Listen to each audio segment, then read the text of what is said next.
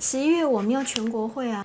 一走进美容沙龙，罗丽芬就在卷宗、电话、传真和电脑间掌管自己横跨两岸、进军国际的美容王国。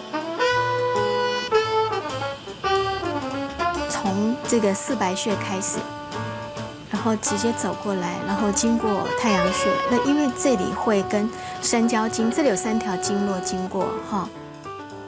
学美容、学中医，还要学行销。罗丽芬带着客家人的精意，像一块海绵，不断学习美容室里能够自在挥洒，打造事业，自信发光。台湾开第一家店，因为年纪还小，几岁的时候？19岁。19岁。对，因为我高中毕业从日本回来以后就开店。这么早就立志进入美容业，是因为右脸上一大片的胎记，脸上的暗黑色沉沉压着爱美的心。还好客家父母教导小小的丽芬要有客家应景精神。我小时候，他就是把我当女强人养，那他觉得任何一件事别人可以完成，你也一定可以做得到。从小，我父亲告诉我，最美丽的女人，上帝要做记号，长大带我去美容。其实，做美容行业的逐梦是我父亲逐的。美容可以去除胎记，客家爸爸的爱成为罗丽芬心中建立美容王国的种子。日本进修，香港取得中医师学位。1989年，他踏出第一步。20年的集团扩建，现在两岸知名也让他桂冠加身。